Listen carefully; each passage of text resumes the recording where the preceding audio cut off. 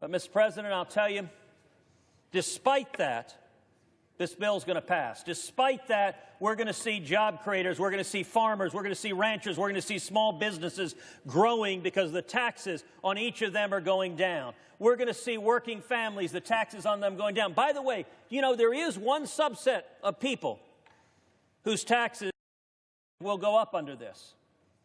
Rich people in high-tax Democratic states. The irony of all the high dudgeon from our Democratic friends pounding the table about this is a tax cut for the rich. The only people whose taxes are going up are the really rich.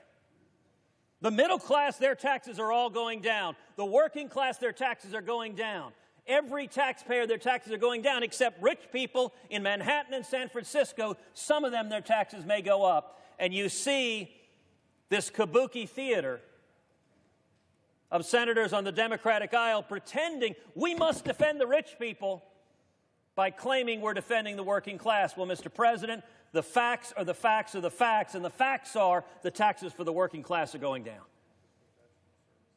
Those are the facts, and you'll see that. I ask everyone watching at home, go look at your pay stub in January, and if they weren't telling the truth, if you see that your pay stub, you're paying less taxes, you ought to stop and ask, gosh, why did 48 Democrats in the Senate all tell me something that was false?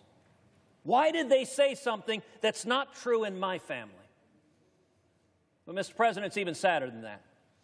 One of the most important elements of this tax reform bill that we're getting ready to pass is an expansion of educational opportunities for parents. An amendment that I introduced that this body passed, it was divided 50-50, and the Vice President cast the tie-breaking vote. Expanded 529 college savings plans. Right now, 529 plans are immensely popular. Parents and grandparents can save for college education for their kids and grandkids on a tax-advantaged way. The amendment I introduced that this body adopted expands 529 college savings plans to also include K-12 education, to also include, to let parents spend up to $10,000 per child per year from a 529 plan on public school, on private school, on parochial school, on religious school. And as the amendment was passed, on homeschoolers. It puts the parents in charge. It puts the grandparents in charge, saving their own money, not taxpayer money, Mr. President, their own money. It is the most significant federal school choice legislation that has ever passed the United States Congress. But do you know what we're in the middle of right now, Mr. President? The Democrats have raised an objection. They raised an objection to all of it. They were horrified that a benefit could go to 50 million school kids, that parents would be able to save for those school kids. They raised an objection under the Byrd Rule, which is an obscure procedural rule that nobody at home knows what it is. But they objected to it. They said you can't benefit 50 million school kids. And indeed, as we argued in front of the Senate parliamentarian, one of the arguments the Democrats said is, this is really popular with the American people. We don't want to do something that's really popular with the American people.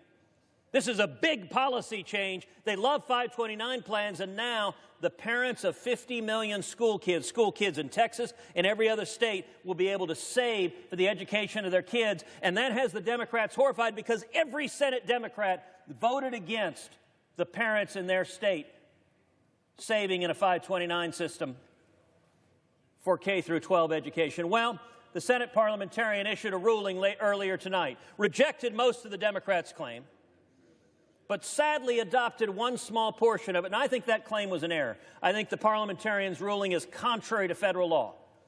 But let me tell you what the Democrats are objecting to, because there is a moment for conscience to strike them.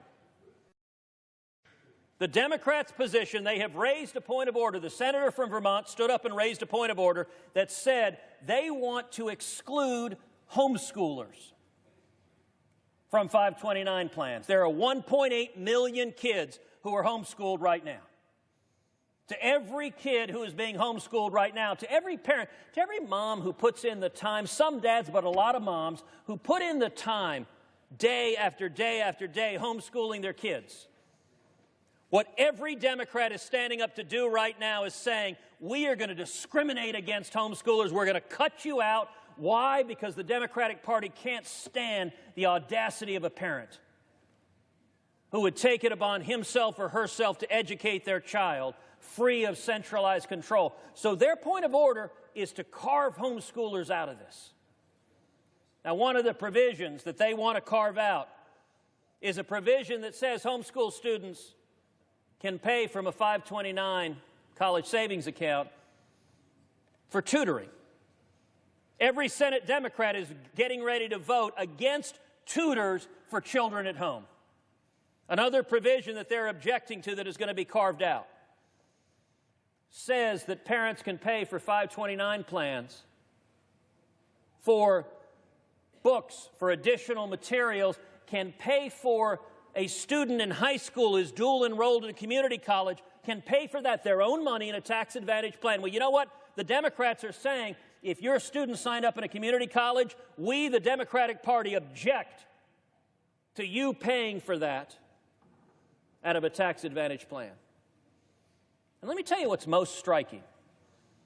A provision the Democrats are arguing to strike provides that parents with a child with disabilities can pay for educational therapy from a 529 plan that is their own savings that they put together, and the Democrats are saying to the parents of kids with disabilities, no, you can't. Let me ask my friends on the Democratic side of the aisle, are you prepared to look in the eyes of a kid with disability and explain why you said you are cut out? Every other child in America has the ability to have their tuition paid for from these 529 plans. But children with disabilities being homeschooled, the Democrats, and not one, not two, every single Democrat stands united. Why? Because they can't stand the president. They're angry at the president. That's fine. If they're angry at the president, stand up and yell at the president. But don't take it out on kids who are homeschooled. Don't take it out on kids with disabilities. The Democrats have an opportunity to demonstrate they're not going to punish children with disabilities because of their partisan anger. We've got right now a motion to waive this mean-spirited, vindictive point of order that discriminates against homeschoolers and carves out kids with disabilities. I would ask my friends on the Democratic side of the aisle, there are going to be issues we disagree on. But the vote to allow parents of children with disabilities to spend their own funds in a tax advantage fund to provide for educational therapy for those kids with disabilities, that ought to be 100-0. All of us should agree on that. We might disagree on other things, fine. The death tax, or as Democrats like to call it, the estate tax, we can disagree on that. But educating kids with disabilities, you're really standing up, raising that objection. I would ask my friends on the Democratic side of the aisle, don't do that. Don't discriminate against the homeschool.